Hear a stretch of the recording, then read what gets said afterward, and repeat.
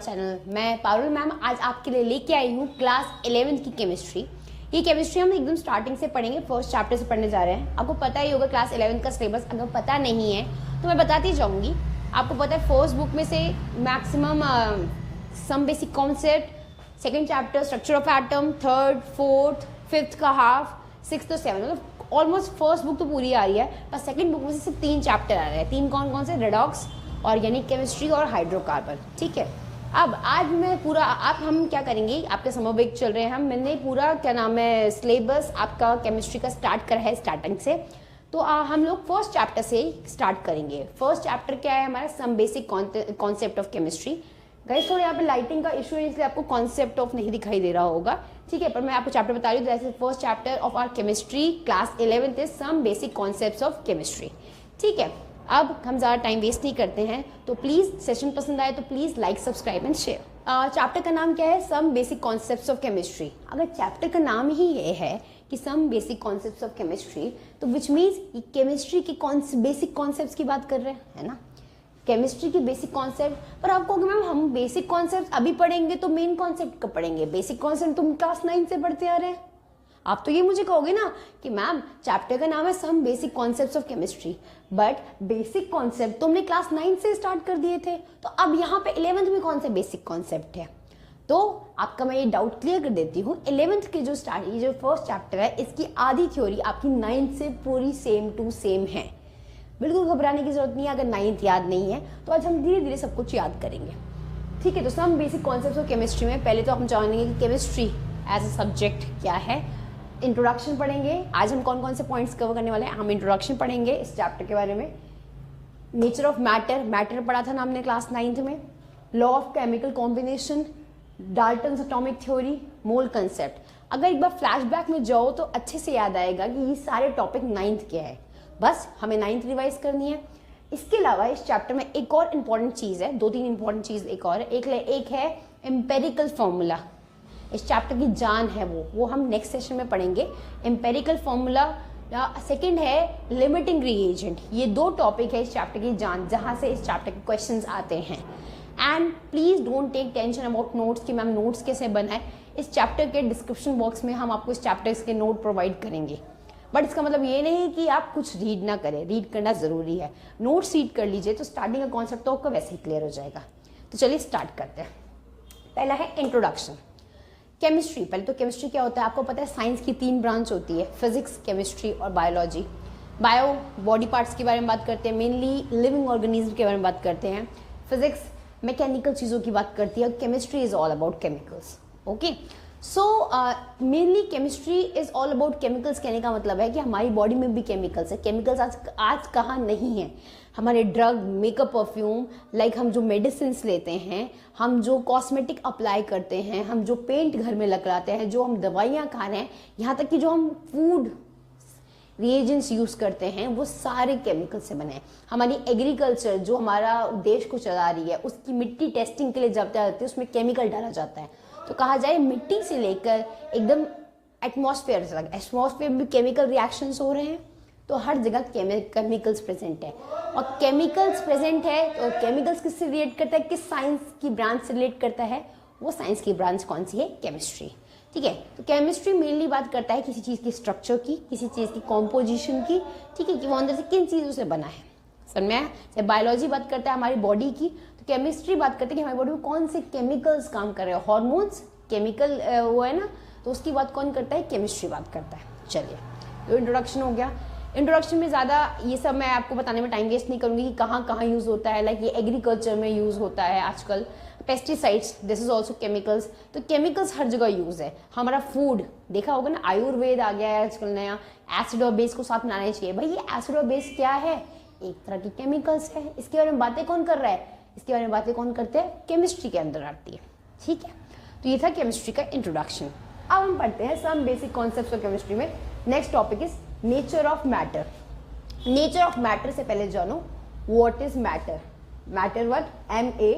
MATTER, matter. चलिए बात करते हैं।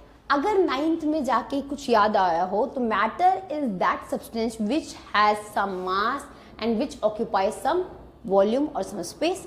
जैसे ये बात करते हैं डस्टर, ये डस्टर मैंने इस बोर्ड पे रख दिया। इस डस्टर ने इतनी जगह को घेर लिया, इतनी जगह को कवर कर लिया और इसमें कुछ मास है ना, ठीक है। तो मैटर एक ऐसा सब्सटेंस होता है, एनीथिंग कुड बी मैटर, हम भी एक मैटर दिए हुए हैं, हम बस लिविंग में आए। एनीथिंग विच ऑक्यूपाई मास, जिसके पास कुछ मास होता है और जो कोई स्पेस ऑक्यूपाई करती है, रखने पे स्पेस ऑक्यूपाई कर दिया ना इसने, इतनी जगह ले ली, तो anything which occupy space and have mass is known as matter, ठीक है। याद आ गया। मैटर की 3 स्टेट होती हैं, वैसे तो 5 स्टेट होती है। कौन कौन सी 5 स्टेट होती है? सॉलिड, लिक्विड, गैस, प्लाज्मा और बोस-आइंस्टाइन कंडेंसेट। बोस-आइंस्टाइन कंडेंसेट, ठीक है। ये 5 स्टेट होती है। इन 2 को भी हम लीव करते हैं, ये हमारे हायर स्टडीज में है। इन 3 को आप याद रखिएगा, जो बेसिक आपको 9th में पढ़ाया गया था, सॉलिड, लिक्विड और गैस। सॉलिड, ये डस्टर सॉलिड में आया। सॉलिड के अंदर पार्टिकल्स जो होते हैं, आपको पता ना पार्टिकल्स क्या होता है? आपको मैम आपने मैटर कहा, आपने पार्टिकल्स तो बताया ही नहीं। तो बच्चा, मैटर जो सबसे स्मॉलेस्ट चीज से बना है, उस स्मॉलेस्ट चीज को हम पार्टिकल्स कहते हैं। जैसे लड्डू को तोड़ तोड़ के छोटी बूंदी को समझो लड्डू, और जब इस बूंदी को जोड़ के हम कोई चीज बनाते हैं, उसको बोलते, जो लड्डू बड़ा वाला होता है उसको बोलते हैं मैटर, ठीक है। तो बूंदी पार्टिकल्स को जोड़ के जो चीज बनाते हैं उसे बोलते हैं मैटर। अब मैटर 3 स्टेट में एग्जिस्ट करता है, वैसे तो 5 स्टेट है पर हमें 3 याद रखनी है, सॉलिड, लिक्विड और गैस। सॉलिड में जो पार्टिकल्स होते हैं वो टाइटली पैक्ड होते हैं, एक दूसरे से टाइटली बॉन्डेड होते हैं। टाइटली बॉन्डेड होते हैं मतलब टाइटली बॉन्डेड, तो इनको तोड़ना मुश्किल, पहली बात तो होगी, मतलब स्ट्रॉन्ग अट्रैक्शन है इनके पार्टिकल्स के बीच में। दूसरी चीज इसमें क्या होगी, दूसरी चीज में होगी, इन सॉलिड का डेफिनेट शेप होता है और डेफिनेट वॉल्यूम होता है। आप कहोगे मैम डेफिनेट शेप और डेफिनेट वॉल्यूम, बच्चा याद करो क्लास 9th में आपने ये पढ़ा होगा कि जिसके पार्टिकल्स में इंटरेक्शन ज्यादा होता है उनका शेप चेंज नहीं कर सकते। सॉलिड जो होता है वो इनकम्प्रेसिबल होता है। इनकम्प्रेसिबल कहने का मतलब हम इसको कंप्रेस नहीं कर सकते, दबा नहीं सकते, ठीक है। लिक्विड जैसे बेस्ट एग्जांपल, एक ग्लास लिया और उसमें पानी डाल दिया। आप देखोगे ग्लास, फिर उस पानी को हमने दूसरे टम्बलर में डाल दिया।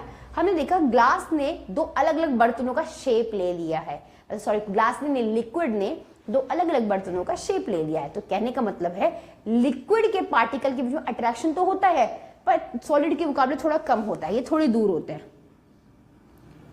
ठीक है, थोड़े दूर होते हैं, विच मीन्स इनका फिक्स्ड शेप नहीं होता। ये जिस टम्बलर में डालो उसी टम्बलर का शेप लेते हैं, वो वॉल्यूम फिक्स होता है। सपोज करो एक ग्लास और एक बाउल, दोनों चीज आपने 1-1 लीटर के लिए, आपने इसमें पानी डाला तो ग्लास का शेप हो गया, आपने बाउल में पानी डाला तो उसने बाउल का शेप ले लिया, ठीक है। पर दोनों का वॉल्यूम तो सेम है ना, दोनों 1 लीटर है। तो कहने का मतलब है लिक्विड का शेप फिक्स नहीं होता है, बट लिक्विड का वॉल्यूम फिक्स होता है। समझ में आ गया। गैस स्टेट में तो बताने की जरूरत ही नहीं है, पार्टिकल्स अपने आप एक दूसरे से बहुत दूर होते हैं, बहुत दूर, इनके बीच में कोई अट्रैक्शन नहीं है, बिल्कुल नेग्लिजिबल, ना के बराबर। आपने देखा है ना, जो लोग ज्यादा एक्सप्लोर करते हैं, बहुत ज्यादा घूमते हैं, तो गैस भी ऐसी है। गैस को आदत है, बीच में कोई अट्रैक्शन नहीं है पार्टिकल्स के बीच में, तो गैस की आदत है हर जगह एक्सप्लोर करने की, हर जगह घूमने फिरने की। समझ में आया। तो गैस का फिक्स शेप भी नहीं होता और ना फिक्स्ड वॉल्यूम होता है। जो शेप दो, एक हार्ट वाला बलून ले लो और एक नॉर्मल बलून ले लो, दोनों में गैस भरो तो शेप डिफरेंट हो जाती है और वॉल्यूम, गैस शेप डिफरेंट हो गई ना। पर हम जब गैस ट्रांसफर करते हैं तो कुछ गैस इधर उधर बाहर भी तो निकल जाती है। तो कहने का मतलब है गैस का ना फिक्स शेप होता है ना फिक्स्ड वॉल्यूम होता है, ठीक है। और गैस सबसे ज्यादा कंप्रेसिबल होता है, हम बलून को दबा सकते हैं ना, कंप्रेस कर सकते हैं, तो गैस कंप्रेसिबल होती है। उससे कम कंप्रेसिबल कौन है? लिक्विड। पानी की बोतल को हम थोड़ा दबा सकते हैं, हम सॉलिड को तो बिल्कुल दबा नहीं सकते, तो सॉलिड इनकम्प्रेसिबल होता है। समझ में आ गया। सॉलिड, लिक्विड और गैस, ठीक है। गैस की एक और बात है, अगर हम सॉलिड को मेल्ट करते हैं, बर्फ को मेल्ट करें तो वो लिक्विड बन जाएगा, और लिक्विड को वेपराइज करें मतलब हीट करें तो वो वेपर बन जाएगा। तो ऐसे ये इंटरचेंज होते हैं, सॉलिड को मेल्ट करें तो लिक्विड, और लिक्विड को वेपराइज करें। वेपराइज मतलब उसको, पानी को और जला दो, गैस पे रख दो, गैस पे रख के अब भूल गए, थोड़ी बाद देखोगे पानी भाप बन गया मतलब वेपराइज हो गया। तो सॉलिड को मेल्ट करेंगे लिक्विड को वेपराइज करेंगे तो क्या बन जाएगा? गैस। ठीक है, यहाँ तक बात समझ में आ गई। चलो अब नेक्स्ट है, तो मैम इन गैस क्या लिक्विड वापस बन सकती है? हाँ बन सकती है। आपने बहुत बार देखा होगा कि जब हम, सबसे बेस्ट एग्जाम्पल परफ्यूम को ऐसे से बजाओ, ऐसे से जब करते हो तो लिक्विड की आवाज़ आती है, ऐसे स्प्रे करते हैं तो लिक्विड के साथ गैस बाहर आती है। ऐसा क्यों हुआ?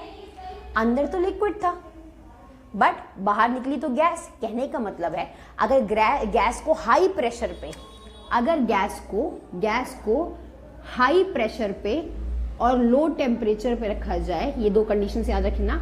हाई प्रेशर, बहुत प्रेशर लगाया गैस के पार्टिकल्स को पास लाने के लिए, प्रेशर लगाया तो पार्टिकल्स पास आ गए, उनके बीच में बॉन्ड बन गया, तो गैस के पार्टिकल्स के बीच में बॉन्ड बन गया तो वो लिक्विड में हो जाएंगे। तो गैस किस में चेंज हो जाएगी? लिक्विड में। अगर तो तुमसे पूछे कि कौन सी दो कंडीशन है जिससे गैस लिक्विड में चेंज होती है, तो बोलोगे हाई प्रेशर। सिंपल सोचो यार, बहुत सारे पार्टिकल उड़ रहे थे, आपने प्रेशर दबाया, जब लोगों को प्रेशर लगाया तो दिमाग चलना बंद हो जाता है, वो पार्टिकल्स पास आ गए, गैस के पार्टिकल्स पास आए तो लिक्विड बन जाएंगे, और लिक्विड के पार्टिकल्स और पास आ गए तो वो क्या बन जाएंगे? सॉलिड। ठीक है, तो याद रखना लिक्विड का गैस का कंडेंसेशन होता है। गैस का क्या होता है? कंडेंसेशन। कंडेंसेशन पढ़ा है ना हमने, जब वेपर्स ठंडे हो जाते तो वो क्या बन जाते हैं? लिक्विड। कंडेंसेशन। लिक्विड इवेपोरेशन करता है तो गैस बन जाता है, गैस कंडेंसेशन करता है तो क्या बन जाता है? लिक्विड। ठीक है, चलो अब लिक्विड सॉलिड कैसे बनता है ये बताने की तो जरूरत बिल्कुल नहीं होगी। हमारा freeze is the best exam. Freeze कर दो से, हमने जब लिक्विड को फ्रीज करा तो वो सॉलिड बन गया। फ्रीज करने का मतलब क्या होता है? हमने उसको सॉलिडिफाई कर दिया। अब मैम आप कहोगे मैम फ्रिज रेफ्रिजरेटर और फ्रिज में ऐसा क्या होता है कि वो सॉलिडिफाई हो जाता है? ध्यान से देखो, तो फ्रिज खोलते हो तो फ्रिज में टेम्परेचर कम होता है, लो टेम्परेचर है तो पार्टिकल्स पास में रहेंगे, हाई प्रेशर हो जाएगा। जब लिक्विड के पार्टिकल्स और पास में आ गए तो क्या बन गए? सॉलिड। गैस के पार्टिकल्स पास में आए तो लिक्विड के पार्टिकल्स पास में आए तो सॉलिड। ठीक है, एक और चीज है, अगर कोई सॉलिड डायरेक्ट गैस में कन्वर्ट हो जाता है, बहुत बार ऐसे सॉलिड है जो डायरेक्ट गैस में कन्वर्ट हो जाता है, लिक्विड में जाते ही नहीं है। ऐसे कौन सा सॉलिड है? आपने बहुत बार देखा हो कपूर, कैम्फर कपूर कहते हैं ना उसको। कपूर ऐसा सॉलिड है जिसको जलाते ही वो डायरेक्ट लिक्विड में जाता नहीं, लिक्विड स्टेट में डायरेक्ट गैस में आ जाता है। तो ऐसे प्रोसेस जिसमें सॉलिड डायरेक्ट गैस में कन्वर्ट हो जाए उस प्रोसेस को कहते हैं सब्लिमेशन। क्या कहते हैं उसे? सब्लिमेशन। सब्लिमेशन प्रोसेस में solid directly changes into gas without converting into liquid state. Understood? ये तो हमने बेसिक बात पढ़ ली। अब हम यहाँ पे बात करें टेम्परेचर प्रेशर की, तो एक्चुअल में मैटर कॉन्सेप्ट क्लियर हो गया। एक्चुअल में टेम्परेचर की यूनिट क्या होती है? ठीक है, टेम्परेचर की 3 यूनिट चलती है, 3, एक डिग्री सेल्सियस, एक केल्विन और एक फ़ारेनहाइट। ठीक है, डिग्री सेल्सियस होता है 0 से 100 डिग्री सेल्सियस, केल्विन होता है 273 से आगे, फ़ारेनहाइट होता है 32 डिग्री से लेके 212 फ़ारेनहाइट तक। समझ में आ गया? कहने का मतलब है हमारा फ्रीजिंग पॉइंट क्या होता है? फ्रीजिंग पॉइंट हमारा 0 डिग्री सेल्सियस होता है, हमारा बॉइलिंग पॉइंट क्या होता है? 100 डिग्री सेल्सियस। उसी जगह फ़ारेनहाइट, ये है सेल्सियस, ये है केल्विन, ये है फ़ारेनहाइट। ठीक है, हमारा ऐसा यूनिट, स्टैंडर्ड यूनिट क्या है? टेम्परेचर। अगर कोई पूछे कि हर जगह टेम्परेचर का यूनिट क्या है, ऐसा यूनिट क्या होता है? ऐसा यूनिट जैसे लेंथ का मीटर होता है, वॉल्यूम का मीटर क्यूब होता है, उसी तरह टेम्परेचर का एसआई यूनिट होता है। एसआई यूनिट कहने का मतलब क्या होता है? उसका स्टैंडर्ड इंटरनेशनल यूनिट होता है केल्विन। क्या होता है उसका standard international unit? Kelvin. Celsius और फ़ारेनहाइट ऐसा यूनिट नहीं है टेम्परेचर का। अगर कोई तुमसे पूछे कि टेम्परेचर का ऐसा यूनिट क्या है तो तुम कहोगे टेम्परेचर का ऐसा यूनिट कौन है? ऐसा यूनिट कौन है? टेम्परेचर का ऐसा, देखो ट्रायंगल बन गया। टेम्परेचर का ऐसा यूनिट कौन है? केल्विन। समझ में आ गया? पक्का ना? 0 डिग्री सेल्सियस के बराबर होता है 273 केल्विन और 0 डिग्री सेल्सियस के बराबर भी होता है 32 फ़ारेनहाइट। डन? चलो अब बात करते हैं जो हम वो नापते हैं ना, लाइक थर्मोमीटर से टेम्परेचर नापते हैं, तो उसमें कौन सा स्केल होता है? थर्मोमीटर से कौन सा टेम्परेचर नापते हैं? फ़ारेनहाइट, डिग्री सेल्सियस या केल्विन? सोचो। ध्यान से देखोगे तो हमारा नॉर्मल बॉडी टेम्परेचर होना चाहिए 98.6 डिग्री सेल्सियस। 98.6, पर ये 98.6 तो इसमें तो बहुत ज़्यादा हो जाएगा, तो ये 98.6 किस में हुआ? फ़ारेनहाइट में। तो जब हमारा बुखार में जो टेम्परेचर बनाया जाता है, थर्मोमीटर में कौन सा टेम्परेचर आता है, फ़ारेनहाइट, और 98.6 is our normal body temperature. समझ में आ गया, पक्का? चलिए अब आगे बढ़ते हैं, ठीक है। ऐसा यूनिट याद रखिएगा। एक और चीज़ है, सपोज कभी कभी क्वेश्चन पूछ दिया जाता है, ये बोर्ड में तो नहीं पूछा जाता है, पर आपके जब आप कॉम्पिटिटिव एग्जाम्स देते हैं या कोई भी, तो क्वेश्चन आता है कि डिग्री सेल्सियस से फ़ारेनहाइट की तरफ चेंज करना है तो क्या फॉर्मूला होगा। तो Fahrenheit equal to 9/5 degree Celsius plus 32, ये फॉर्मूला है। Fahrenheit equal to 9/5 degree Celsius plus 32, ये फॉर्मूला है फ़ारेनहाइट से सेल्सियस में चेंज करने के लिए और सेल्सियस से फ़ारेनहाइट में चेंज करने के लिए। ये फॉर्मूला याद रखिएगा, इंपॉर्टेंट है। Fahrenheit equal to 9/5 degree Celsius plus 32, ठीक है। चलिए अब हम आगे बढ़ते हैं। नेक्स्ट है मैटर, आपको पता चल गया। मैटर दो तरह के होते हैं, प्योर सब्सटेंस और मिक्सचर। प्योर सब्सटेंस, चीनी, सारे सब्सटेंस एक से हैं, चीनी की केमिकल प्रॉपर्टी भी एक सी होती है, सब मीठे होते हैं। तो प्योर सब्सटेंस वो होते हैं, प्योर मैटर वो होते हैं जिनकी कॉम्पोजिशन एक सी हो, कॉम्पोजिशन मतलब मिलावट एक सी हो, और उनको हम फिजिकल मेथड से, हाथ से अलग ना कर सके। समझ में आया? और क्या नाम है, ये तो वो प्योर सब्सटेंस। अब बात करते हैं मिक्सचर की। नाम में मिक्सचर नमकीन खाई है ना। मिक्सचर क्या होता है? मिक्सचर होता है जिसमें दो या दो से ज्यादा चीज़ों को मिक्स कर दे, उसे क्या बोलते हैं? मिक्सचर नमकीन, ठीक है। मिक्सचर दो टाइप के होते हैं, बताने की जरूरत नहीं है। मिक्सचर क्या होते हैं? दो टाइप के होते हैं। एक होता है होमोजीनियस और एक होता है हेट्रोजीनियस। होमो मतलब सेम, हेट्रो मतलब डिफरेंस। पहले तो याद रखो, होमोजीनियस ऐसे मिक्सचर, मिक्सचर मतलब जिसमें दो या दो से ज्यादा चीजें मिली उसे मिक्सचर कहते हैं। चीनी और पानी का मिक्सचर, मिक्सचर ही हुआ ना, दो चीजें मिली हैं। तो जब मैंने चीनी पानी को अच्छे से मिला दिया, मैं एक साइड से पीऊँ तब भी मीठा है, दूसरी साइड से पीऊँ तब भी मीठा है, मतलब हर जगह बराबर की कॉम्पोजिशन है, हर जगह बराबर की कॉम्पोजिशन है और बराबर की मिलावट है। तो होमोजीनियस मिक्सचर में कॉम्पोजिशन में मतलब मिलावट यूनिफॉर्म होती है, इक्वल होती है। और हेट्रोजीनियस में, अब जैसे देखो, सपोज करो मैंने रेत में इतनी सी रेत ली मैंने मुट्ठी में, उसमें मैंने कील डाल दी। कील कहने का मतलब है आयरन नेल डाल दिया। ये भी तो एक तरह का मिक्सचर हुआ ना, रेत में कील, रेत में ऑलरेडी बहुत सारी वो होती है। तो मैं कील को अलग कर सकती हूँ ना, पर मैं चीनी पानी में से चीनी को हाथ से अलग कर सकती हूँ क्या? नहीं। तो होमोजीनियस को हम फिजिकल मेथड से अलग नहीं कर सकते, हेट्रोजीनियस को हम फिजिकल मेथड से करते हैं। मैंने क्या करा, जो मैंने रेत और वो लिया था नेल, उसमें डाल दिया मैंने, उस पर ऊपर रख दिया मैग्नेट, तो सारी नेल चिपक जाएगी। तो क्या हुआ, हेट्रोजीनियस अलग हो गए। तो हेट्रोजीनियस मिक्सचर नॉन यूनिफॉर्म होते हैं और होमोजीनियस मिक्सचर यूनिफॉर्म होते हैं। होमोजीनियस मिक्सचर को हम फिजिकल मेथड से अलग नहीं कर सकते, ठीक है। हेट्रोजीनियस मेथड को हम फिजिकल मेथड से अलग कर सकते हैं। एक और बेस्ट एग्जाम्पल, तेल और पानी। तेल और पानी को मिक्स करो, तेल ऊपर आ जाता है, पानी नीचे चला जाता है, आ जाता है ना। मतलब तेल हल्का है तो तेल को हम ऊपर से निकाल लेते हैं, तो ये अलग हो गया ना फिजिकल मेथड से।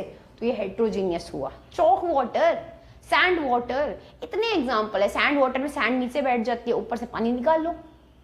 हेट्रोजीनियस मिक्सचर सेपरेट कर सकते हैं हम फिजिकल मेथड से, हाथ का यूज कर रही हूँ। होमोजीनियस में चीनी पानी, नींबू पानी, क्या हाथ से अलग कर सकते हो? ये मत कहना मैम बीच को तो हम अलग कर लेते हैं, ये बहुत अजीब है। होमोजीनियस मिक्सचर को हम फिजिकल मेथड से अलग नहीं कर सकते, पर हेट्रोजीनियस मेथड को हम फिजिकल मेथड से अलग कर सकते हैं। डन?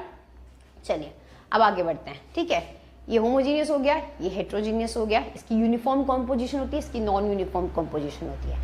अभी हम बात कर रहे थे प्योर सब्सटेंस की, ये तो मिक्सचर था। प्योर सब्सटेंस,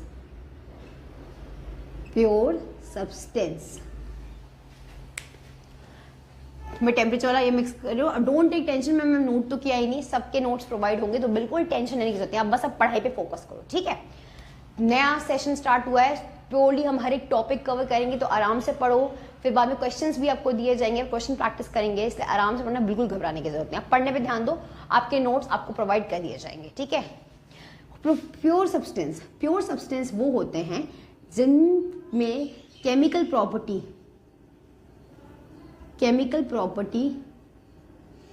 एवरी पार्टिकल, हर पार्टिकल की केमिकल प्रॉपर्टी और फिजिकल प्रॉपर्टी मतलब अपीयरेंस, दिखने में। चीनी को देखो क्या होती है, सेम होती है।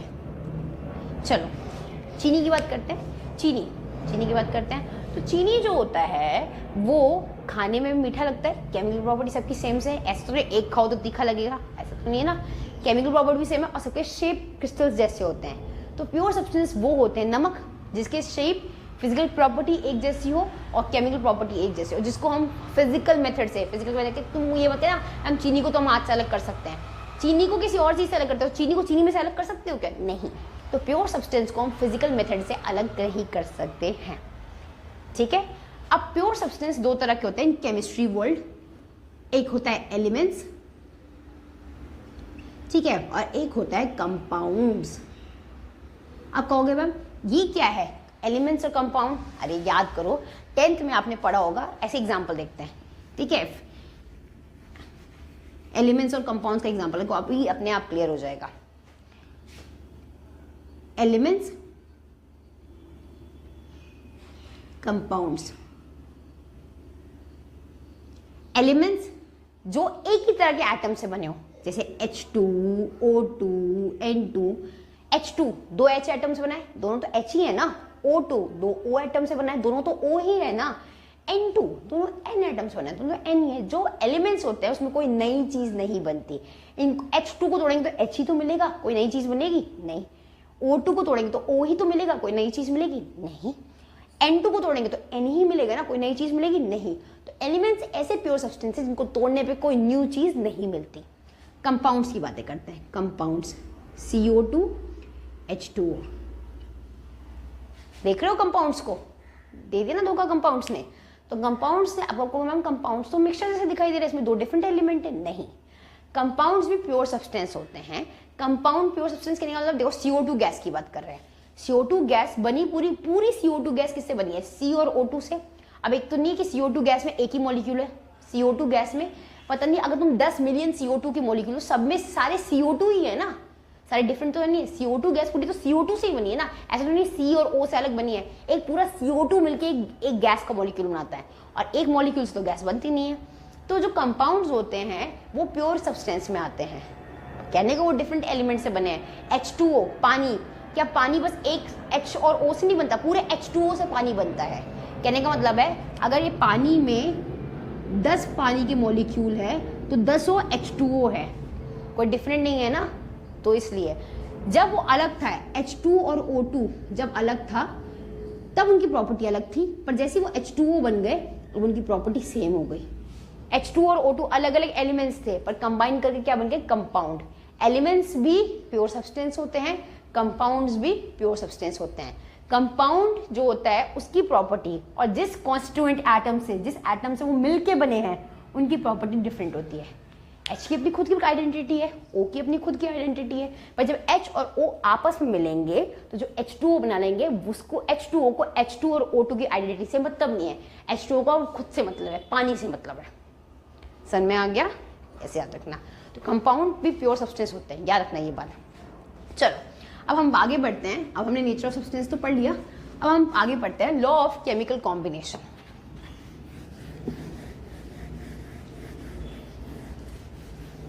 लॉ ऑफ केमिकल कॉम्बिनेशन, चलो लॉ ऑफ केमिकल कॉम्बिनेशन दो लॉ है। पहला है लॉ ऑफ कंजर्वेशन ऑफ मास, याद है? कुछ याद आया होगा, लॉ ऑफ कंजर्वेशन ऑफ मास, ठीक है। ये किसने दिया था? ये एंटनी लेवोसियर ने दिया था, ठीक है। एंटनी लेवोसियर ने दिया था law of conservation of mass. Conserve करना मतलब बचा के रखना, है ना, मतलब यहाँ मास को बचा के रखना है। तो आप कहोगे मैम ये मास मास मास मास कर रहे हो आप, मास और वेट में डिफरेंस क्या है? तो पूछा ही नहीं आप लोगों ने, मैं बता देती हूँ। मास और वेट में difference,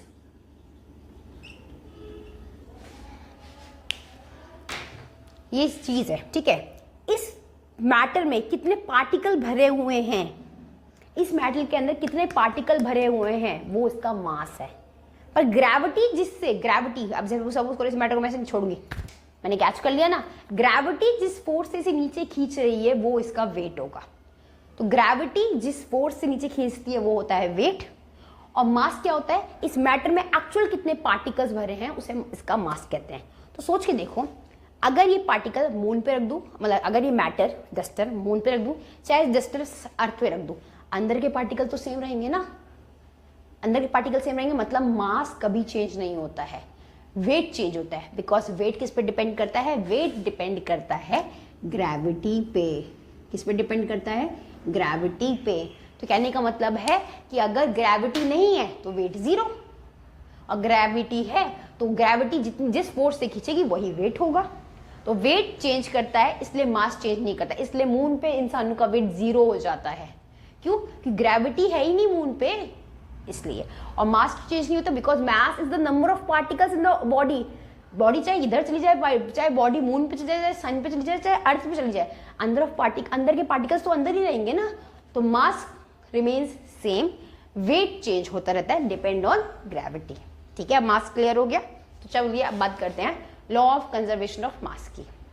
law of conservation of mass कहने का मतलब है कि हमें मास को बचा के रखना है। कहने का मतलब है एंटनी लेवोसियर ने कहा मास can neither be created nor be destroy. मतलब क्या बोला एंटनी लेवोसियर ने ये बोला मास को ना हम क्रिएट कर सकते हैं, अभी बताया ना मैंने, पार्टिकल्स तो अंदर में फिक्स है ना, हम उनको क्रिएट कर सकते हैं, एक्स्ट्रा डाल सकते हैं ना, उसमें से बाहर निकाल सकते हैं। तो mass can neither be created nor be destroy. Mass को हम क्रिएट भी नहीं कर सकते, डिस्ट्रॉय भी नहीं कर सकते, मास सेम रहता है। कहने का मतलब है तराजू देखिए ना आपने, तराजू देखिए ना, तो मास जैसे ये रिएक्टेंट साइड है, ये प्रोडक्ट साइड है। तो लॉ ऑफ कंजर्वेशन ऑफ मास कहता है कि जितने रिएक्टेंट मैंने इस साइड लिए हैं उतने ही प्रोडक्ट इस साइड होने चाहिए। अगर मतलब मैंने सपोज करो 10 ग्राम चीनी और 50 ग्राम पानी लिया है, मैंने ग्राम में पानी लिया है अभी, ठीक है, 10 ग्राम चीनी और 50 ग्राम पानी लिया है, इससे कितना बन गया 60 ग्राम। और मैंने देखा वहां पे जो चीनी बनी हुई है वो भी 60 ग्राम है, तो जो सामान लिया था वो भी 60 ग्राम है, रिएक्टेड जो आंसर आया प्रोडक्ट वो भी 60 ग्राम है। तो दोनों LHS left hand side math में करते हैं ना हम, और RHS राइट हैंड साइड, दोनों बराबर हो गए, बराबर हो गए ना दोनों के दोनों। तो कहने का मतलब है कि लॉ ऑफ कंजर्वेशन मास यही तो कहता है कि मास ऑफ द रिएक्टेंट का मास हमेशा प्रोडक्ट के मास के बराबर होना चाहिए, ना मास क्रिएट होना चाहिए एक्स्ट्रा, ना डिस्ट्रॉय होना चाहिए। तो law of conservation of mass clear हो गया, किसने दिया था? एंटनी लेवोसियर ने। ठीक है, नेक्स्ट लॉ है law of definite proportion. Next law क्या है? Law of definite proportion. Law of definite proportion. ठीक है, सबसे बेस्ट एग्जांपल लेते हैं पानी का। पानी जरूरत है H2O का। H2O एक कंपाउंड है ना, क्योंकि दो अलग अलग एलिमेंट से बना है। चाहे मैं H2O टैप वाटर से लूँ, चाहे मैं H2O सी से लूँ, चाहे मैं पानी मैंने सी से लिया हुआ है, समुद्र से लिया है, चाहे मैं पानी मैंने नल से लिया हुआ है तो H2O ही ना। ऐसा तो नहीं नल से लिया हुआ पानी H2O2 हो जाएगा, नहीं ना, रहेगा तो H2O ही ना, पानी का एक ही फॉर्मूला है H2O। तो इररिस्पेक्टिव ऑफ देयर सोर्सेस, उनके सोर्सेस से हमें मतलब नहीं है, हमेशा जो कंपाउंड बनेगा, ये लॉ देने वाले थे जोसेफ प्राउस्ट।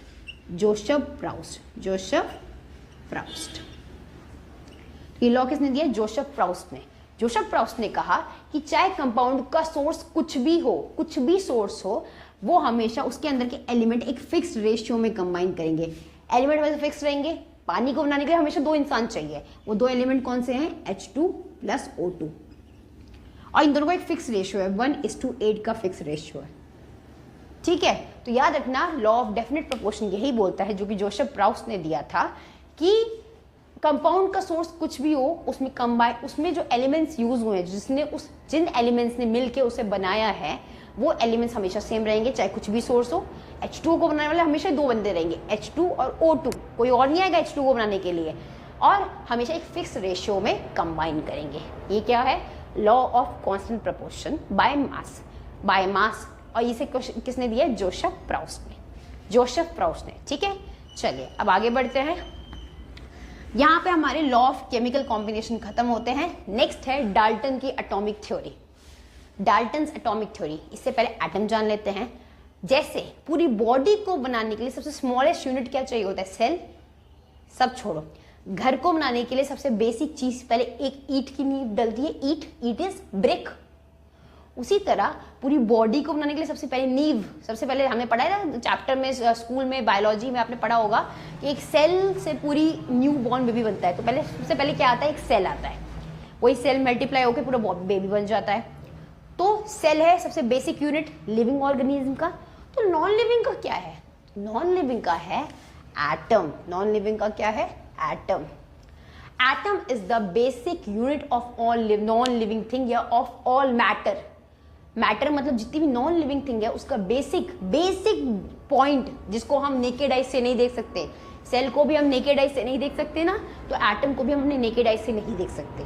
तो एटम वो बेसिक यूनिट है, वो जो बेसिक यूनिट जो होता है जिसको जोड़ के हम पूरा मैटर बनाते हैं, पूरा नॉन लिविंग थिंग बनाते हैं। मैं लिविंग की बात नहीं कर रही हूँ क्योंकि लिविंग को बनाने के लिए सेल है, पर नॉन लिविंग मैटर को बनाने के लिए एटम जुड़ के पूरा नॉन लिविंग, जैसे ये डस्टर है ना, ये डस्टर एक नॉन लिविंग थिंग है। तो इसमें एक एटम से शुरुआत हुई होगी, फिर वो जुड़ के उसने ग्रुप बनाया होगा। तो अब देखो बात क्या आती है, जैसे सेल के ग्रुप को टिश्यू कहते हैं, उस तरह एटम के ग्रुप को मॉलिक्यूल कहते हैं। और जब मॉलिक्यूल ग्रुप बनाता है तो कोई मैटर बनता है। मैटर मतलब कोई चीज बनती है। और मॉलिक्यूल को हम देख सकते हैं, फ्रीली एग्जिस्ट करते हैं, ये फ्रीली एग्जिस्ट करते हैं। कहने का मतलब है एटम फ्रीली एग्जिस्ट नहीं करते हैं। अकेला सेल मर जाएगा, अकेला एटम किसी काम का नहीं है, फ्रीली एग्जिस्ट नहीं करता। ये चाहता है फटाक से कोई इसको ग्रैब करके ग्रुप बना ले, ये ग्रुप में रहना पसंद करता है। तो एटम फ्रीली एग्जिस्ट नहीं करते, पर एटम का ग्रुप मॉलिक्यूल फ्रीली एग्जिस्ट करता है। ठीक है। और मॉलिक्यूल जब ग्रुप बनाता है, ठीक है, अगर एक के साथ ग्रुप बनाया तो वो एलिमेंट हो गया, अगर बहुतों के साथ ग्रुप बनाया तो वो कंपाउंड बन गया। और फिर जब कंपाउंड ग्रुप बनाता है तो वो बनता है मैटर। सर मैं क्या बन गया? मैटर। पानी H2 और O2 अलग अलग थे, एलिमेंट थे, कंबाइन करके H2O बनाया, कंपाउंड बन गए। इन कंपाउंड का जब ग्रुप बना, कंपाउंड बन गए, मॉलिक्यूल भी बन गए। इन कंपाउंड का जब ग्रुप बना तो उनने H2O का मैटर बना दिया। H2O का मैटर मतलब एक मैटर बनाई, एक चीज बनाई जिसका नाम H2O था। H2 और O2 देखा जाए तो ये भी ग्रुप है। H2 दो H का ग्रुप मॉलिक्यूल, O2 दो O का ग्रुप ऑक्सीजन, दोनों मॉलिक्यूल है पर दोनों एलिमेंट्स है। पर जब मैंने H2 और O2 को मिला दिया, H2O बना दिया, विच इज पानी बना दिया, तो जो H2O बना उसके साथ क्या हुआ? H2O के साथ क्या हुआ? वो H2O कंपाउंड बन गया। तो ये H2O जो कंपाउंड बन गया है, इसका ग्रुप बनाता है मैटर। पूरा H2O का पानी, पूरा H2O चीज जो है वो बनाता है कंपाउंड का ग्रुप। ठीक है। डाल्टन की एटॉमिक थ्योरी क्या थी? डाल्टन ने 455 पोस्टुलेट दिए थे। पहला कि एटम, ऑल मैटर, सारी चीजें एक टाइनी पार्टिकल से बने, उसका नाम क्या है? एटम। फर्स्ट पॉइंट कि all matter is made up of tiny indivisible particle. Indivisible पे पॉइंट करना, ये डाल्टन का ड्रॉबैक था। उसने कहा एटम को हम डिवाइड नहीं कर सकते। पर यार देखो, हम तो 9 से अब तक एटम को डिवाइड करते ही आ रहे हैं, इलेक्ट्रॉन, प्रोटॉन और न्यूट्रॉन में। तो डाल्टन की जो पहली थ्योरी थी कि atom is made up of टिनी indivisible particle which is matter, तो उस वो वाली बात तो गलत होगी। Second, atom can neither be created not be destroy. ठीक है। Third, same kind of element have same atom, ये बात भी गलत हो गई थी। उसने बोला एक ही तरह का मैटर है, एक ही तरह का एलिमेंट है तो उसमें सारे सेम एटम होंगे, और डिफरेंट तरह का एलिमेंट है तो उसमें सारे डिफरेंट एलिमेंट होंगे। जैसे ये वो है डस्टर और ये मार्कर है। ठीक है। इसके एटम सारे डस्टर बनाने वाले होंगे और इसके एटम सारे मार्कर बनाने वाले होंगे। ये दोनों डिफरेंट एलिमेंट है तो इनके एटम्स भी डिफरेंट होंगे। ठीक है। और लास्ट पोस्टुलेट उसने क्या बोला था? लॉ ऑफ कांस्टेंट प्रोपोर्शन से चुराया था उसने बोला हर एटम या हर एलिमेंट जब भी कंबाइन करता है, क्या बनाने के लिए कंबाइन करता है? कंपाउंड बनाने के लिए कंबाइन करता है, तो एक डेफिनेट प्रोपोर्शन में करता है। ऐसा नहीं है सबका मन हुआ तो सब कंबाइन कर गया और उसने H2O बना दिया। H2O बनाने के लिए एक डेफिनेट प्रोपोर्शन होगा। वो डेफिनेट प्रोपोर्शन किसका होता है? 1:8 का। H2 और O2, H2 का मास कितना होता है?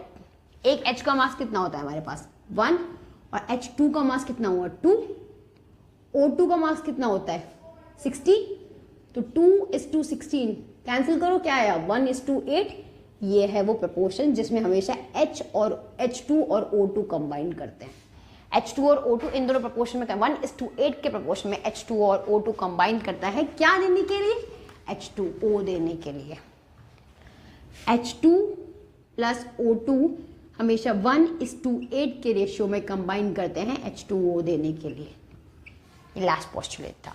याद रखना, एक पोस्टुलेट डाल्टन का गलत साबित हो गया। वो पोस्टुलेट क्या है? उसने कहा एटम इज इनडिविजिबल, उसको डिवाइड नहीं किया, पर ये बात बाद में गलत साबित हो गई थी। है ना। हम नेक्स्ट चैप्टर में पढ़ेंगे एटम के अंदर सब एटॉमिक पार्टिकल होते हैं, आपने 9th में भी पढ़ा होगा, इलेक्ट्रॉन, प्रोटॉन और न्यूट्रॉन। ठीक है, अब जो हम इसका नेक्स्ट टॉपिक है which is our mole concept से स्टार्ट करेंगे। मोल कंसेप्ट कवर करेंगे, एम्पेरिकल फॉर्मूला निकालने सीखेंगे, बस ये 2 टॉपिक्स सीखेंगे इसमें। देखो इस चैप्टर से मैं बार बार रिपीट कर रही हूँ, पिछले वीडियो में भी मैंने ये रिपीट किया था कि इस चैप्टर से मोस्टली मार्क्स ओरिएंटेड पार्ट किस में आता है, एम्पेरिकल फॉर्मूला निकालने में आता है। मैं आपको एम्पेरिकल फॉर्मूला निकालना सिखाऊंगी और इस चैप्टर के नोट्स आपको वीडियो के डिस्क्रिप्शन बॉक्स में मिल जाएंगे। ठीक है, पहला हमारा कॉन्सेप्ट है मोल कंसेप्ट से पहले जान लो एटॉमिक मास। एटॉमिक मास अगर नाम से डिवाइड करें, एटॉमिक मास, एटम का मास, एटम का मास क्या निकाला, मास का मतलब क्या होता है, number of particles in the atom.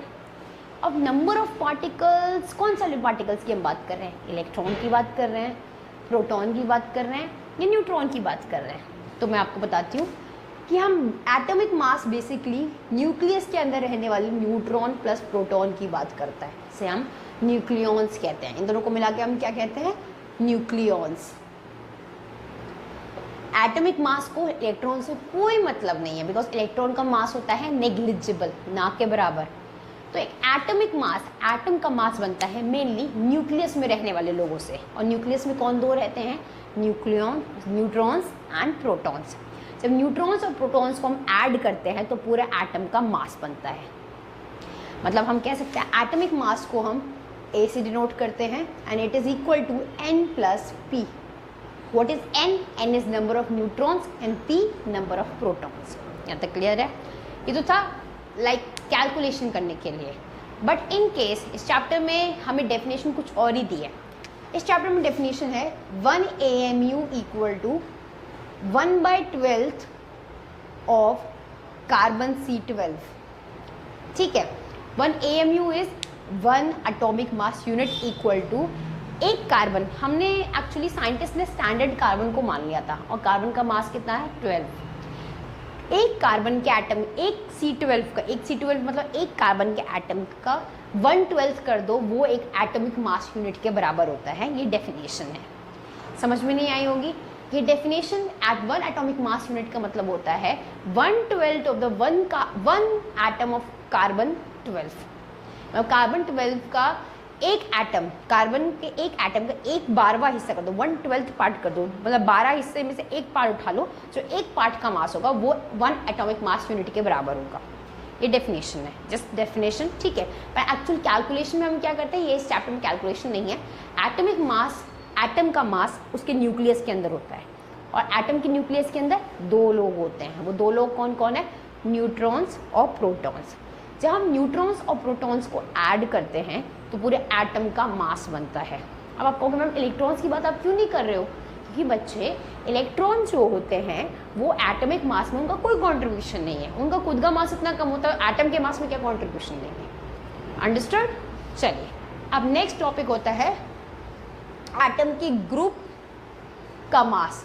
Atom के ग्रुप का मास, मैम ये क्या बोल दिया आपने, एटम की ग्रुप का मास कहने का मतलब है एटम का ग्रुप कौन होता है, मॉलिक्यूल। मॉलिक्यूल का mass is molecular mass, molecular mass. H2O, H2O। ठीक है, अब ये H2O एक मॉलिक्यूल है। क्यों मॉलिक्यूल है, मॉलिक्यूल भी है, कंपाउंड भी है। कंपाउंड क्यों, 2 डिफरेंट एलिमेंट से मिलकर बना है। मुझे इस मॉलिक्यूल का मास निकालना है, कहने के लिए H2 भी मॉलिक्यूल है और ये एलिमेंट है, ये सेम एटम से मिलके बना है। ये कंपाउंड है क्योंकि ये डिफरेंट एटम्स में, ये दोनों मॉलिक्यूल है, दोनों ग्रुप में है ना, दोनों का मास निकालना है। ठीक है, H2 एक हाइड्रोजन का मास होता है 1, यहाँ H2 है मतलब 2, तो 1 × 2 2 AMU किसका मास है, ये H2 का मास है। AMU is atomic mass unit. ठीक है, एटॉमिक मास यूनिट। ठीक है, मॉलिक्यूलर मास। अब H2O को निकालेंगे। H का मास अभी हमने ऊपर देखा कितना होता है 1, और O का मास कितना होता है 2। H कितना है यहाँ पे 1, मतलब H यहाँ पे 2 है और O इतना 1 है। H का मास 1 × 2 प्लस ऑक्सीजन का मास कितना होता है 16। ऑक्सीजन का मास होता है 16। 1 + 2 2 + 16 = 18 यूनिट। ठीक है, तो ये था मॉलिक्यूलर मास। मॉलिक्यूलर मास जो मॉलिक्यूल है उसका मास। सिंपल क्या करना है, मॉलिक्यूल किसके ग्रुप से बने, एटम के ग्रुप से बने हैं सारे। एक मॉलिक्यूल में देखो, इस मॉलिक्यूल में 3 एटम थे, 2 H के एटम थे और एक O का एटम था। 3 एटम थे, 2 H के एटम थे और तीनों ने मिलकर ग्रुप बनाया H2O का। H2O में अगर मैं तीनों एटम के एटॉमिक मास को ऐड कर दूं तो पूरे मॉलिक्यूल का मास बन जाएगा। मैंने वही तो करा, 2 H एटम के मास प्लस ऑक्सीजन का मास, तीनों का एटॉमिक मास ऐड करा तो तीनों एटम का मास ऐड होके ग्रुप में मॉलिक्यूल बन गया, तो ये पूरे मॉलिक्यूल का मास बन गया। That is molecular mass. Understood? तो that is atomic mass. Atomic mass की डेफिनेशन कोई आपसे पूछे, 1 AMU is the 1/12 of the 1 carbon atom of C12। तो ये था मॉलिक्यूलर मास। जो मॉलिक्यूल क्या होता है, एटम का ग्रुप। तो ग्रुप में जितने भी एटम है सबका मास निकाल के ऐड कर दो, पूरे मॉलिक्यूल का मास निकल जाएगा। ग्रुप में जितने भी एटम थे, 2H और एक O, 3 एटम थे, मैंने तीनों का मास निकाल के ऐड कर दिया तो पूरे मॉलिक्यूल का मास निकल गया। यह है मॉलिक्यूलर मास। ठीक है, चलिए अब हम बात करते हैं मोल कंसेप्ट। मोल कंसेप्ट एक ऐसा कंसेप्ट है जो बहुत बच्चों को समझ में नहीं आता था। 9th में समझ में आया था, 9th में तो लाइक इस बार से वो डिलीटेड है, पर एक्चुअली बहुत इंपॉर्टेंट टॉपिक है मोल कंसेप्ट। मोल कॉन्सेप्ट, ठीक है। मोल कंसेप्ट टॉपिक ये बना हुआ है, इंपॉर्टेंट टॉपिक है, बच्चों को बहुत डिफिकल्ट लगता है। बिल्कुल डिफिकल्ट नहीं है, आराम से सुनना। चलो हम बात करते हैं एक नमक की डिब्बी, नमकदानी देखी ना आपने, नमकदानी। मैंने नमकदानी से 1 चम्मच नमक निकाला और मैंने आपको दे दिया, आप लोगों को दे दिया। मैंने कहा गिनो तो इसमें कितने नमक के पार्टिकल्स है। आप कहोगे मैम कैसे गिन सकते हैं हम इतने नमक के पार्टिकल्स, 1 चम्मच में इतने सारे नमक के पार्टिकल्स है, फिर तो दिन चला जाएगा, है ना। मैंने तुम्हें बस 1 ग्राम, मैंने क्या करा, मैंने 1 ग्राम नमक आपको दे दिया। 1 ग्राम में मैंने तुम्हें कहा 1 ग्राम में गिनो कितने नमक के पार्टिकल्स हैं, कितने। और नमक किससे बना है, NaCl से बना है। मैंने तुम्हें गिनने को बताया कि 1 ग्राम नमक में कितने नमक के मॉलिक्यूल से गिन के बताओ। NaCl इज अ मॉलिक्यूल ना, कंपाउंड। तो तुम कंफ्यूज हो गए कि मैम कैसे गिन सकते हैं हम। आपने 1 ग्राम ले दिया और आपको पता है नमक कितने छोटे होते हैं, हम कैसे गिनेंगे, हमारा तो पूरा दिन चला जाएगा। तो ठीक है, मैंने एक एग्जाम्पल आपको दिया। अब दूसरी, चलो ये तो था थोड़ा सा उठो। दूसरी बात देखना, आप सुनते बता दोगे। 1 डजन में कितने बनाना होते हैं, कितने बनाना होता है 1 डजन में? 1 डजन में होते हैं 12 बनाना। 2 डजन में कितने हुए, 24 बनाना। मतलब ये बात तो फिक्स है कि 1 डजन इक्वल टू 12 बनाना। ठीक है, ये बात तो फिक्स है ना। विच मीन्स ये मोल वर्ड कहाँ से आया है, ये मोल वर्ड आया है एटम्स और मॉलिक्यूल्स को काउंट करने के लिए। एटम्स और मॉलिक्यूल्स बहुत छोटी चीज़ें हैं, इनको काउंट करते करते पूरा दिन ना निकल जाए, इसलिए एक स्टैंडर्ड वर्ड लिया हमने उसके लिए। वो स्टैंडर्ड वर्ड कौन सा है, मोल। जैसे 12 किलो के लिए एक स्टैंडर्ड वर्ड क्या होता है, 1 डजन होता है ना। उसी तरह एटम्स और मॉलिक्यूल्स को गिनने के लिए एक स्टैंडर्ड वर्ड होता है मोल। ठीक है, 1 मोल इक्वल टू 6.022 इंटू 10⁻23। ये एटम्स भी हो सकता है, ये मॉलिक्यूल्स भी हो सकते हैं और ये आयन भी हो सकते हैं। मतलब अगर मैंने तुम्हें बोला, मैंने NaCl मतलब मैंने फिर नमक ले लिया और मैंने तुम्हें बोला अब बताओ 1 मोल नमक में कितने नमक के पार्टिकल होंगे। अब तो तुम्हें फॉर्मूला पता चल गया, तो तुम मुझे फटाक से याद होगे मैम 1 मोल नमक में नमक के कितने मॉलिक्यूल होंगे, 6.022 इंटू 10⁻23। ये बहुत बड़ा अमाउंट दिख रहा है। तो जब भी कोई तुम्हें 1 मोल कहे, जैसे तुम्हें हमें 1 डजन सुनते समझ में आता है ना, 12 केले, 2 डजन, 24 केले, मल्टीप्लाई कर लिया ना, उसी तरह आप 1 मोल सुनते ही समझ में आ जाएगा। 1 मोल कहीं भी सुनो, चाहे एटम्स के लिए सुनो, चाहे मॉलिक्यूल्स के लिए सुनो, चाहे आयंस के लिए सुनो, 1 मोल का मतलब होता है नंबर ऑफ पार्टिकल। एटम्स होगा 1 मोल, एटम का मतलब है 6.022।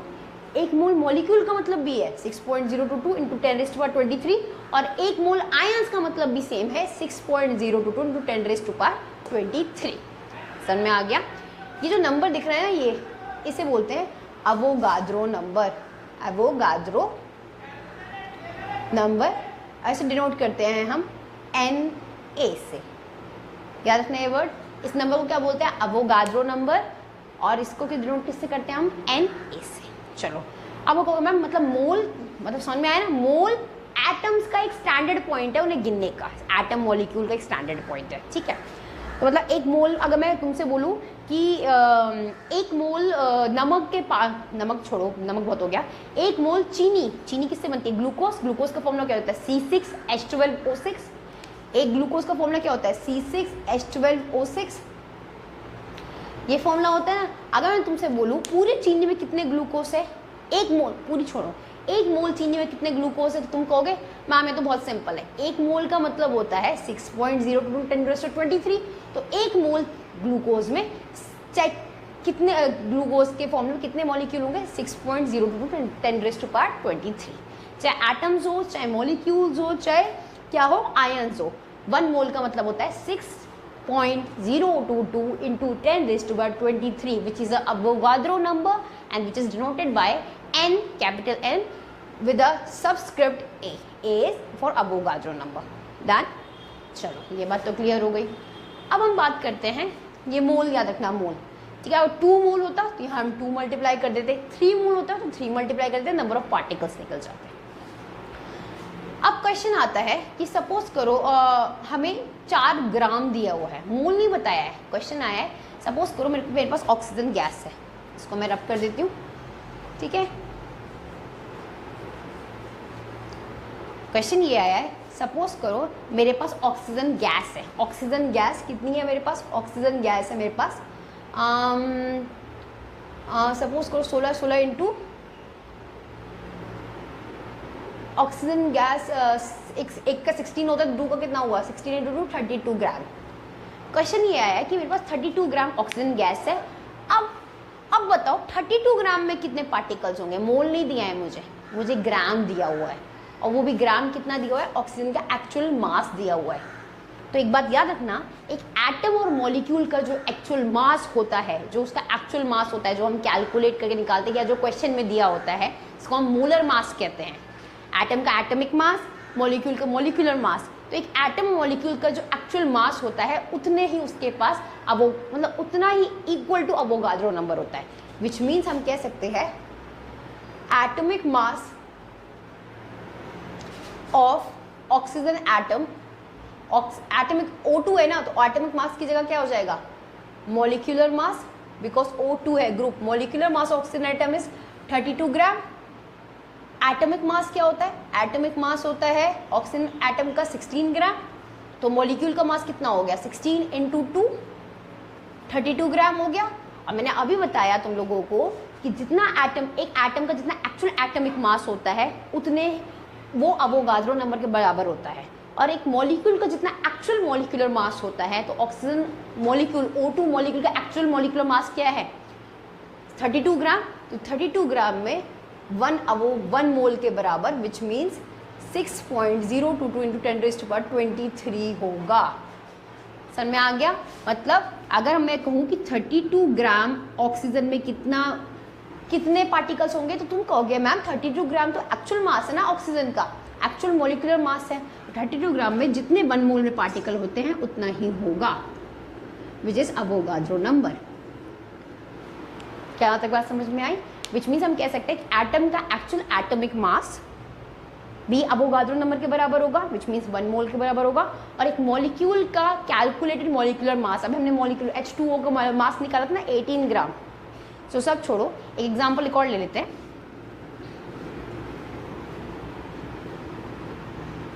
सपोज करो ये एग्जाम्पल हमने लिया कि हमारे पास 18 ग्राम H2O है, इसमें H2O के कितने मॉलिक्यूल्स होंगे, ये क्वेश्चन आया।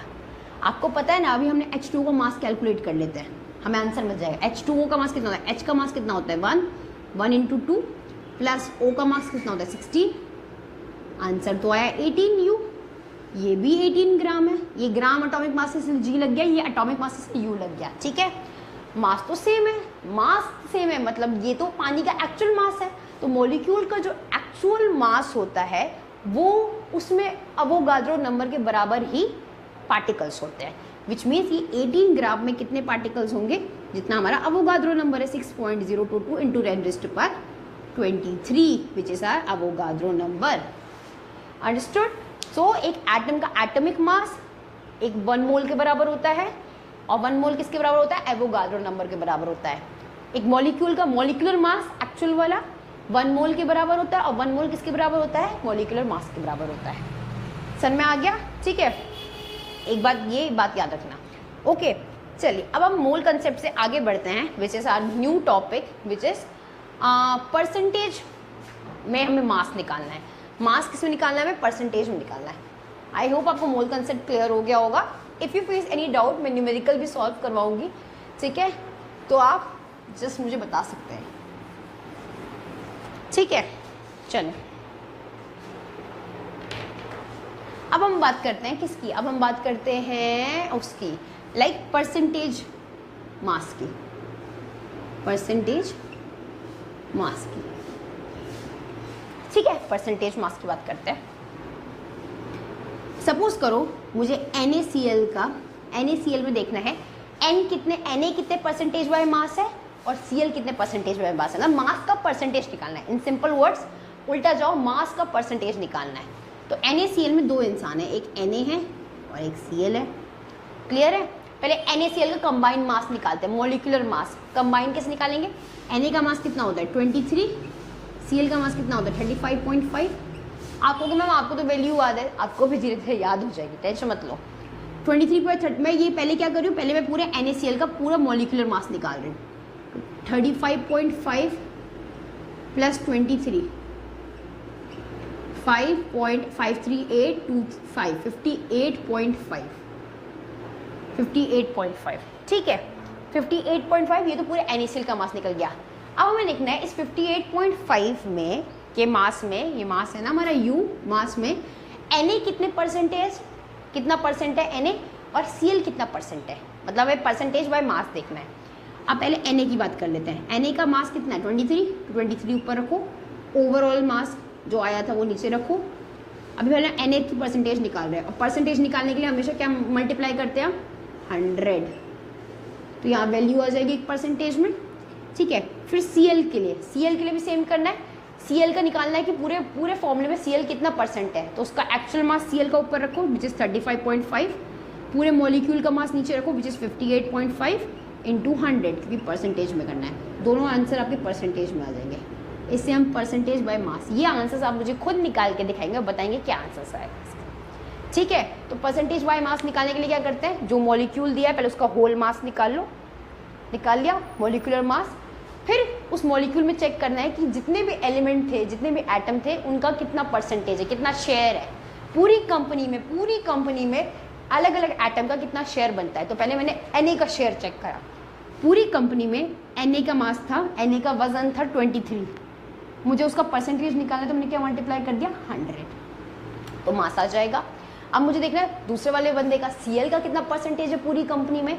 तो Cl का कितना वजन था? एक्चुअल 35, पूरी कंपनी का क्या वो था, मतलब शेयर इतना, और परसेंटेज में बनना है तो इंटू 100 कर दिया, तो इससे परसेंटेज मास निकल जाएगा अलग अलग एलिमेंट का इन द मॉलिक्यूल, ठीक है? चलिए अब आगे बढ़ते हैं हम, which is how to find, ये परसेंटेज फॉर्मूला अच्छे से याद रखिएगा, how to find empirical formula. Empirical formula ये जो टॉपिक मैं आपको बताने जा रही हूँ, this is very important topic. अगर इस चैप्टर से कोई टॉपिक है विच कंसिस्ट ऑफ 3 मार्क्स, वैसे ये चैप्टर लाइक ज़्यादा मार्क्स ओरिएंटेड, मैक्सिमम ये 5 to 6 मार्क्स में आता है, और इसमें से 5 to 6 में से 2 से 3 मार्क्स ओरिएंटेड टॉपिक ये एम्पेरिकल फॉर्मूला निकालना है। एम्पेरिकल फॉर्मूला निकालने वाला टॉपिक जो होता है सबसे ज़्यादा मार्क्स ओरिएंटेड टॉपिक होता है, ठीक है? मैं एक क्वेश्चन ले लेती हूँ। परसेंटेज गिवन है, मोलर मास गिवन है, हमें एम्पेरिकल मास निकालना है, ठीक है? मैं क्वेश्चन रीड कर देती हूँ आप लोगों के लिए। Now the question is, a compound contain hydrogen atom 4.07 gram, 4.07 percentage. We have percentage mass of hydrogen atom which is 4.07 percentage, and 24.27% carbon, 71.65% chlorine, and its molar mass is also given, which is molar mass. Molar mass is 98.96 gram. Now what we have to find? We have to find the empirical formula and molecular formula. First of all, we will write the class. Always remember, if you want to get marks in numerical without getting to the actual answer, first you will write the given, what is given in the question. Okay, so what is given in the question? First of all, we are given with percentage mass. Percentage mass किसके किसके given है? हमें hydrogen atom की given है हमारे पास, which is 4.07%. फिर हमारे पास किसके गिवन है? कार्बन की गिवन है, विच इज 24.27%. फिर ऑक्सीजन के गिवन, ऑक्सीजन नहीं सॉरी क्लोरीन के गिवन है, विच इज 71.65%. ओके, ये परसेंटेज गिवन है. And we have also what we have molar mass. हमें मोलर मास गिवन है. मोलर मास इज पूरे मोल्स का, 1 मोल का कितना मास होता है, that is molar mass. 1 mole atom का कितना मास होता है, दैट इज मोलर मास. हमें मोलर मास भी गिवन है 98.96 ग्राम. ठीक है, 98.96 ग्राम. हमें क्या निकालना है? What we have to find the empirical formula and the formula. सबसे पहले काम क्या करते हैं, जो हमें मास गिवन है, परसेंटेज जो मास गिवन है, इसे ग्राम में लिख लें. पहला step, convert into gram. Convert into gram जो मास है. तो हाइड्रोजन का मास क्या होगा? कन्वर्ट करने का मतलब ये नहीं, 4.07 gram simply. Carbon 24.27 gram and chlorine 71.65 gram. This is the simple calculation. हम इसे ग्राम में कन्वर्ट करना है. ओके, सिंपल कैलकुलेशन में से ग्राम में कन्वर्ट कर लिया. Now next step is we have to find the number of moles. Guys, number of moles निकालने का फॉर्मूला होता है, नंबर ऑफ मोल्स निकालने का फॉर्मूला होता है गिवन मास, जो क्वेश्चन में हमें गिवन मास है, अपॉन मोलिक्यूलर मास या एटॉमिक मास. यहाँ तो एटम है तो अपॉन एटॉमिक मास. ठीक है, तो इस क्वेश्चन में हमें फर्स्ट स्टेप क्या है, जो भी परसेंटेज दी थी उसे ग्राम में बदल दिया. सेकंड स्टेप क्या है? नंबर ऑफ मोल्स निकालना है सेकंड स्टेप में. तो जो गिवन मास है क्वेश्चन में, जो ये ग्राम वाले मास है, तीनों के अलग अलग मोल्स निकलेंगे. तो given mass upon atomic mass. ठीक है, given mass upon atomic mass मैं यहाँ कर अब कर देती हूँ. अब हम मोल्स निकाल रहे हैं, तीनों के अलग अलग मोल्स निकलेंगे. ठीक है, तीनों के अलग अलग मोल्स निकलेंगे. फर्स्ट इज, सबसे पहले हाइड्रोजन एटम की बात करते हैं. उसके मोल्स निकालने के लिए, मोल्स को हम डिनोट करते हैं N से. हाइड्रोजन एटम के मोल्स निकालने के लिए NH लिख दो इसे, NH. गिवन मास क्या है इसका? 4.07 अपॉन एटॉमिक मास क्या होता है हाइड्रोजन एटम का? 1. फिर हम निकालते हैं किसका? कार्बन का. गिवन मास क्या है इसका? 24.27 अपॉन एटॉमिक मास क्या होता है कार्बन का? 12. फिर हम निकालते हैं क्लोरीन का. गिवन मास क्या है इसका? इसका गिवन मास है क्लोरीन का 71.65 अपॉन एटॉमिक मास कितना होता है इसका? 35.5. हमारे 3 आंसर्स आएंगे. देखो मैंने क्या करा, नंबर सेकंड स्टेप कर रही हूँ मैं. सेकंड स्टेप में क्या कर रही हूँ? नंबर ऑफ मोल्स निकाल रही हूँ. 3 एटम थे, तीनों के अलग अलग मोल्स निकालूंगी. हाइड्रोजन का मोल निकाला तो गिवन मास जो क्वेश्चन में दिया था अपॉन उसका एटॉमिक मास 1. कार्बन का मास निकाला, गिवन मास जो क्वेश्चन में दिया था उसका अपॉन उसका atomic mass which is 12. Chlorine का मास निकाला, गिवन मास जो क्वेश्चन में था अपॉन उसका एटॉमिक मास विच इज 35.5. तो 3 वैल्यूज आएंगी, 3 मोल्स आएंगे. पहले मोल्स आएंगे, कार्बन के मोल्स आएंगे हमारे पास 4.04. कार्बन के मोल्स इसके आएंगे 2.021 और इसके आएंगे 2.021. तीनों के आंसर, ये तीनों के आंसर आया है. अब हमें क्या करना है? हमने नंबर ऑफ मोल्स निकाल लिए. हमने क्या कर रहे हैं? Number of moles. फिर से स्टेप याद दिला देती हूँ. हमें परसेंटेज में मास दिए हुए थे क्वेश्चन में, हमने उस परसेंटेज हटा के सबके पीछे ग्राम लगा दिया. सेकंड स्टेप क्या करा मैंने? नंबर ऑफ मोल्स निकाले. नंबर ऑफ मोल्स निकालने का फॉर्मूला क्या होता है? गिवन मास, एटम का जो गिवन मास जो क्वेश्चन में दिया है अपॉन एटम का एटॉमिक मास. एटम का जो एटॉमिक मास होता है वो. तो गिवन मास हाइड्रोजन, तीनों के अलग अलग मोल्स आए, 3 एलिमेंट थे. हाइड्रोजन का गिवन मास ये था, उसका एटॉमिक मास होता है 1. कार्बन का गिवन मास ये था, उसका एटॉमिक मास होता है 12. क्लोरीन का गिवन मास ये था, उसका अपॉन उसका एटॉमिक मास होता है 35.5. इससे का हाइड्रोजन के, कार्बन के और क्लोरीन के मोल क्या निकल जाएंगे? नंबर ऑफ मोल्स निकल जाएंगे. 3 वैल्यू आई है, 4.041, 2.021, 2.0. अब हमें देखना है 3 वैल्यूज आई हैं. ठीक है, हमारी 3 वैल्यूज कौन कौन सी आई है? 4.04, 2.021 और 2.021. ये 3 वैल्यूज आई हैं. ये नंबर ऑफ मोल्स है. ये हाइड्रोजन का है, ये कार्बन का है, क्लोरीन। हमें देखना है इन तीनों में सबसे छोटी वैल्यू कौन सी है। तो ध्यान से देखो, इन ये दोनों वैल्यू तो बराबर है, तो छोटी वैल्यू कौन सी हुई है, ठीक है। अभी हम क्या करें, इन तीनों सबसे छोटे जो नंबर ऑफ मोल्स आए हैं उसमें सबसे छोटी वैल्यू सिलेक्ट कर रहे हैं, ठीक है। तो सबसे छोटी वाली कौन सी होती है, ये दोनों तो सेम ही है। ये छोटी वैल्यू को तीनों से डिवाइड करना है, 4.04 को भी डिवाइड करना है, छोटी वैल्यू है, इसको तीनों से डिवाइड करना है। 2.021 ये H के लिए, C के लिए 2.021, जो उसकी एक्चुअल वैल्यू तो उसको भी खुद से 2.021 से करना है। जो छोटी वैल्यू है उसे तीनों से डिवाइड करना है, तीनों मोल से डिवाइड करना है। और क्लोरीन के लिए भी 2.021 अपॉन 2.021 करना है क्लोरीन के लिए। ये कैंसिल होके 1, ये कैंसिल होके 1, और ये कितना हुआ कैंसिल होके, ये कैंसिल होके 2। क्या है ये किसका कैंसिल होके, ये कैंसिल होके आएगा 2। तो एम्पेरिकल फॉर्मूला बनेगा हमारा, ठीक है। एम्पेरिकल फॉर्मूला क्या बनेगा हमारा, C1, C के पास 1 आंसर आया है, क्लोरीन का भी 1 आंसर आया, H का 2, C1H2Cl1। ये हमारा this is our empirical formula. Empirical formula एक बार फिर से रिवाइज करते हैं। पहले हमने क्या करा, परसेंटेज में जो मास दिए होते हैं उसको परसेंटेज हटा के ग्राम लगा दिया, फर्स्ट स्टेप। सेकंड स्टेप में हमने क्या करा, नंबर ऑफ मोल्स निकाले। नंबर ऑफ मोल्स निकालने का फॉर्मूला क्या होता है, given mass upon molar mass. Given mass question में दिया हुआ था, मोलर मास हमने क्या करा, मोलर मास वहाँ से निकाला। लाइक कहाँ से निकाला, मोलर मास और एटॉमिक मास भी क्वेश्चन में दिया होता है और आपको दे करते हैं। उससे हमने नंबर ऑफ मोल्स निकाले, तीनों के अलग मोल्स आए।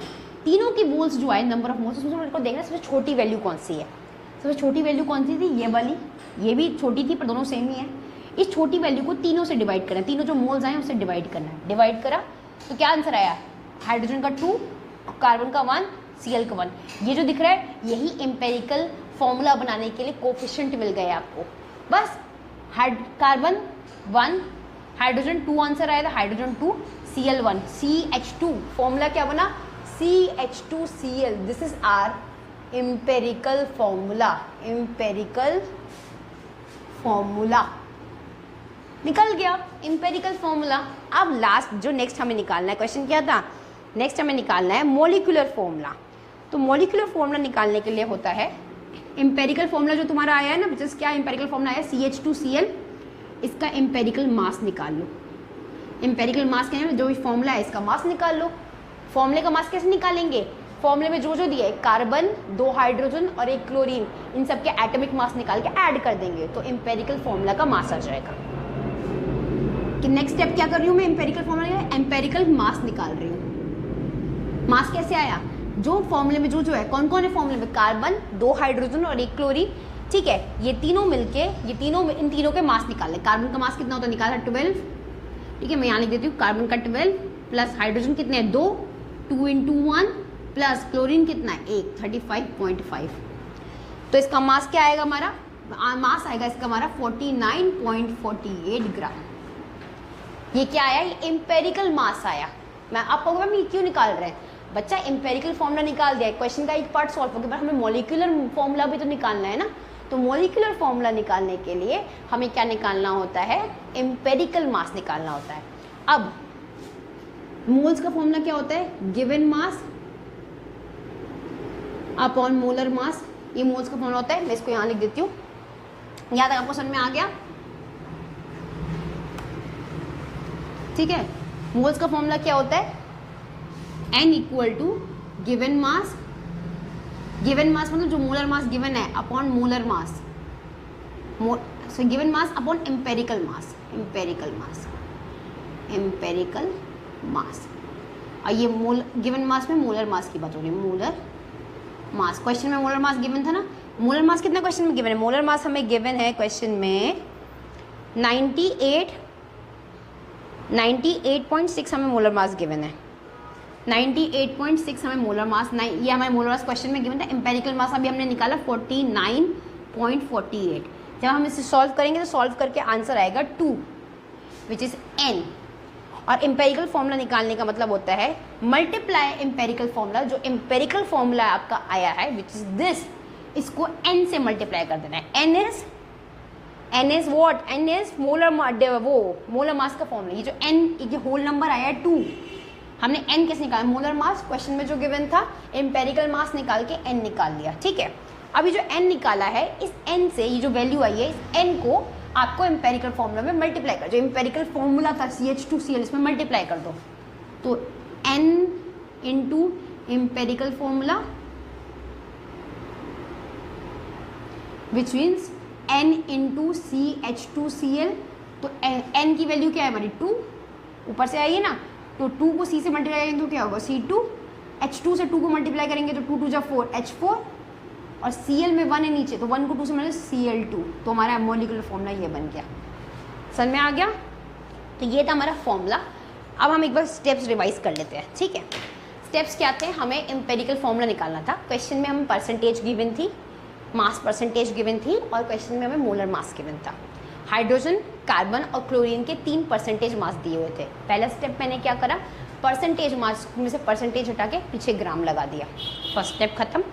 सेकेंड स्टेप में मैंने क्या करा, सबके नंबर ऑफ मोल्स निकाले। नंबर ऑफ मोल्स निकालने का फॉर्मूला क्या होता है, नंबर ऑफ मोल्स निकालने का, वो एक मोल में कितने पार्टिकल्स थे वो था मोल कंसेप्ट। तो अगर मुझे नंबर ऑफ मोल्स निकालने की एक्चुअल मोल्स ही कितने हैं, तो उसके लिए फॉर्मूला क्या होता है, गिवन मास, जो क्वेश्चन में मास दिया है, अपॉन मोलर मास या मोलिकुलर मास, ठीक है। मैंने तीनों को अलग अलग निकाला, गिवन मास क्वेश्चन में दिया था, उनके मोलिकुलर मास एटॉमिक मास के हिसाब से निकाल लिया। मॉलिक्यूल है तो मोलिकुलर मास नीचे रखा रहेगा, और यहाँ H, C और Cl अकेले अकेले थे, एटम थे, इसलिए एटॉमिक मास। 3 मोल्स निकले थे।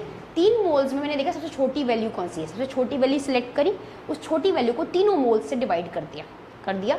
तीनों मोल्स से डिवाइड करने में एक फिक्स्ड होल नंबर आ जाएगा, जैसे 1 2 2 होल नंबर आया, तो जो होल नंबर आया वही एलिमेंट के नीचे सबस्क्रिप्ट बन जाएंगे। जैसे कार्बन का 1 आया था, हाइड्रोजन का 2 आया था, Cl का 1 आया था, तो फॉर्मूला बन गया C के नीचे कुछ नहीं है मतलब 1, हाइड्रोजन के नीचे 2 है, Cl के नीचे कुछ नहीं है मतलब 1, तो ये एम्पेरिकल फॉर्मूला बन गया। क्लियर? अब मुझे मॉलिक्यूलर फॉर्मूला भी तो निकालना था, तो मॉलिक्यूलर फॉर्मूला निकालने के लिए जो एम्पेरिकल फॉर्मूला बना था उस एम्पेरिकल फॉर्मूला का मास निकालना है। मास कैसे निकालते हैं, फॉर्मूला है, फॉर्मूले में कौन कौन है, C है, 2 H है, 1 Cl है, तीनों के एटॉमिक मास को ऐड कर दो, पूरे फॉर्मूले का मास निकल जाएगा। तो मैंने तीनों के एटॉमिक मास को ऐड करके मास निकाल लिया।